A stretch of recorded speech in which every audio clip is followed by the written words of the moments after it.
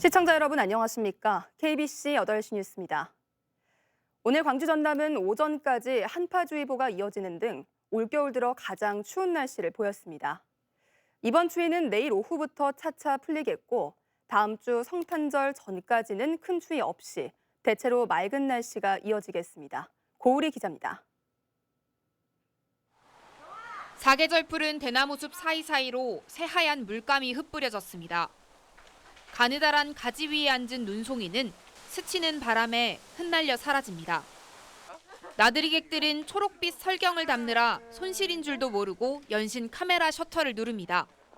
앞이 안 보일 정도로 와서 걱정을 많이 했는데 근데 와서 보니까 너무 좋아요. 대나무가 파랗잖아요. 녹색하고 하얀색하고 어우러지니까 너무 이쁜 것 같아요. 아침부터 썰매를 끌고 눈 세상을 즐기러 나선 동네 꼬마 아이들. 어른들은 쉴 새 없이 아이들이 탄 썰매를 끄느라 매서운 추위도 까맣게 잊어버렸습니다. 어제 저녁에도 집 마당에서 눈 가지고 놀 정도로 애들이 눈을 좋아하더라고요. 처음에 나왔을 때 추웠는데 썰매 타다 보니까 열기가 후끈후끈 나네요. 오늘 광주 전남 대부분 지역이 올 들어 가장 추웠습니다. 아침 최저기온은 광주가 영하 10도, 한평은 영하 13도까지 떨어지는 등 광주 전남 전역이 영하권을 기록했습니다. 나주와 화순 등 전남 8개 시군에 내려졌던 한파주의보는 오전 11시에 모두 해제됐습니다. 이번 한파는 내일 오후부터 차츰 풀리겠습니다. 내일 아침 최저기온은 영하 2도에서 4도, 낮 최고기온은 6도에서 8도 분포를 보이겠습니다. KBC 고울입니다. 대설주의보가 내려진 어젯밤 제설 작업이 제대로 이루어지지 않으면서 4시간 동안 차량 고립 사고가 발생했습니다. 화순군 등에 따르면 어제 오후 5시 30분쯤 화순에서 광주로 가는 7구제 터널 진입도로가 빙판길로 변해 경사로를 오르지 못한 차량들이 고립됐습니다. 제설 작업은 4시간 만에 이루어졌고 고립된 차량들은 현장에서 벗어날 수 있었습니다. 화순군은 해당 도로는 전남도 도로관리사업소가 관리하는 도로여서 제설 작업이 되지 않는 사실을 뒤늦게 알게 됐다고 설명했습니다. 순천에서 차량 연쇄 충돌 사고가 나 2명이 숨지고 2명이 다쳤습니다. 순천 경찰서 등에 따르면 어젯밤 9시 32분 순천시 별량면 편도 2차로에서 58살 A씨가 몰던 차량이 맞은편 차로에서 오던 차량 2대를 차례로 충돌해 A씨 등 2명이 숨지고 2명이 다쳤습니다. 경찰은 정확한 사고 경위를 조사하고 있습니다. 갑자기 자신의 땅과 주택의 진출입로가 사라진다면 어떨까요? 광주의 한 아파트 신축 공사 현장에서 실제 이런 일이 벌어졌는데요. 수십 년 동안 사용했던 마을길을 잃은 주민과 땅 주인들을 이상환 기자가 만나봤습니다. 광주시 광산구의 한 아파트 신축 공사 현장입니다. 아파트 입구로 향하는 오르막 진출입로가 생기면서 진출입로 양쪽의 마을 출입구가 사라졌습니다. 2, 3m에 이르는 아파트 진출입로 벽 때문에 바로 옆 주택은 반지하가 됐습니다. 토지 소유주들은 길 옆에 있던 자신의 땅이 차량 접근이 어려운 맹지가 됐다며 분통을 터뜨렸습니다. 5대째 살고 내려온 집이 맹지가 됐습니다. 그래서 도로가 없어져가지고 재산상 손해를 너무너무 많이 봤죠. 이렇게 피해를 보게 된 땅은 모두 6개 필지로 소유주들은 사전에 어떤 협의나 설명도 없이 아파트 진출입로가 생겼다고 말했습니다. 주민 공청회나 동의 절차가 법적 강제 사항이 아니기 때문입니다. 협의하는 과정은 없고 그냥 주민센터에다 연락 공고 하나만 해놓고 그거 말고는 뭐 제도 자체가 없기 때문에 이렇게 서로 간에 분쟁이 날 수밖에 없는 거죠.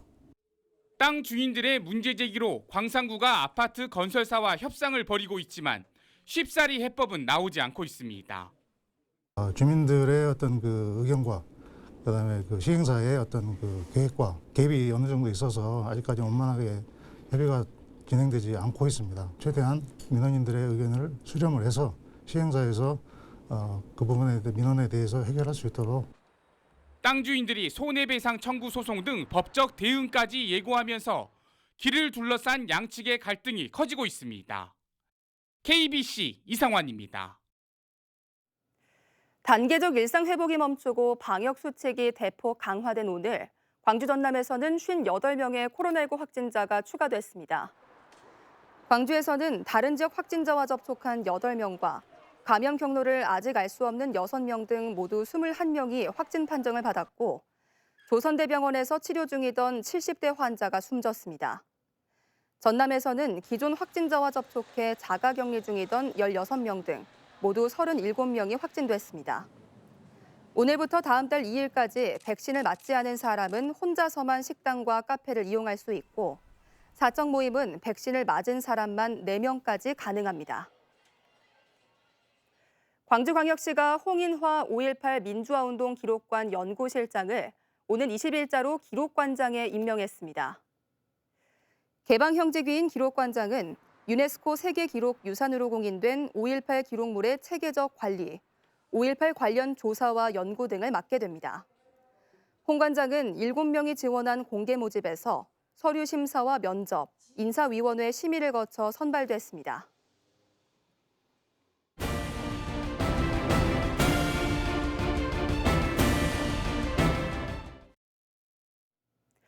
빛가람 혁신도시의 과거와 현재, 미래를 살펴보는 기획보도 혁신도시 플러스 순서입니다. 기후변화에 대비한 탄소 중립은 이미 우리 사회의 최대 과제 중 하나인데요. 혁신도시의 에너지 공공기관들이 2050년 탄소 중립 실현을 위한 본격적인 행보에 나서고 있습니다. 임소연 기자가 짚어봤습니다. 한전은 지난달 2050년 탄소 중립 비전을 선포했습니다. 2050년까지 석탄 발전을 전면 중단하고 대규모 해상 풍력과 차세대 태양광 등 재생에너지 사업을 주도하며 수소 기반 발전을 확대해 간다는 계획입니다. 탄소 중립은 매우 도전적이고 어려운 과제이지만 전 세계가 역량과 지혜를 하나로 모아서 연대하고 협력한다면 성공적으로 완수하게 될 수 있을 것이라 확신합니다.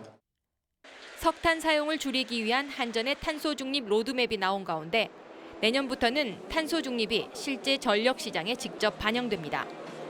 전력 생산과 공급을 실시간 조율하는 전력거래소가 새해 1월 1일부터 온실가스 배출 비용을 전력 시장에 반영하는 환경급전에 들어갑니다. 발전 과정에 온실가스 배출량이 많으면 발전 우선순위가 밀려나게 되는 겁니다.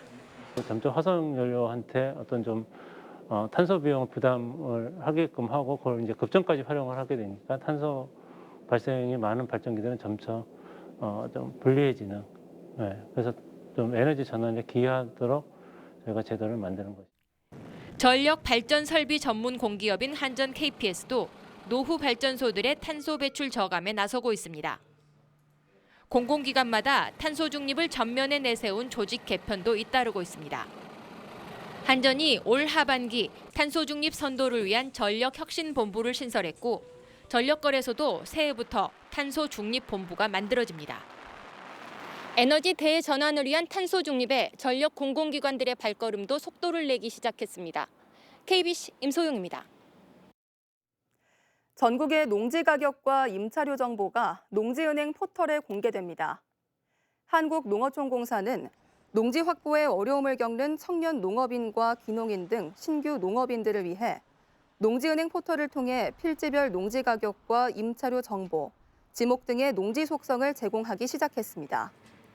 또 내년에는 귀농귀촌 종합 플랫폼과 연계해 농촌 지역의 의료와 교육시설 같은 정주 여건까지 포함된 종합 서비스 시스템으로 확대해 나갈 예정입니다. 통계청과 사립학교 교직원 연금공단이 연금 데이터 활용과 연구를 위해 협력하기로 했습니다. 두 기관은 사학연금 데이터 자료를 활용해 연금 통계를 작성하고 관련 설문조사와 분석 등을 진행할 예정입니다. 이번 협업은 안정적인 노후 소득 보장을 위한 포괄적 연금 통계 개발에 도움이 될 전망입니다.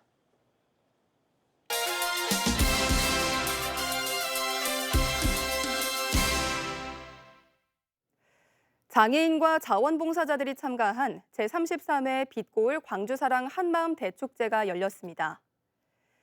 이번 행사는 연말을 맞아 장애인과 자원봉사자 간 친목을 도모하고 다가오는 신년을 준비하기 위해 마련됐습니다. 축제는 코로나19 방역 대책으로 참가자가 150명으로 제한된 가운데 열렸고 이용섭 광주시장과 김병래 광주 남구청장에게 공로패를 수여했습니다. 보이스피싱 혐의로 붙잡힌 외국인이 구치소 입감 전 검사에서 코로나19에 확진됐습니다. 광주 북부경찰서 등에 따르면 보이스피싱 현금 수거책으로 검거된 인도 국적의 32살 A씨가 어제 구치소 입감 전 코로나19 진단검사에서 확진 판정을 받았습니다. 경찰은 A씨와 유치장 등에서 접촉한 직원 40여 명에 대해 추가 진단검사를 받도록 하고 경찰서 내 방역을 실시했습니다. 내년 지방선거에서 광주 북구청장에 출마 예정인 안평환 대통령 직속 국가균형발전위원회 자문위원이 출판 기념회를 열었습니다. 안 자문위원은 저서 거꾸로 태어난 아이 세상을 바꾸다를 통해 사회적 경제와 도시재생 등에 대한 27년간의 현장 경험과 정책 등을 진솔하게 담았습니다. 광주 YMCA 사무총장 출신인 안 자문위원은 지난 2017년 광주 도시재생 공동체센터 초대 대표이사에 취임해 광주 도시재생 활동을 펴왔습니다.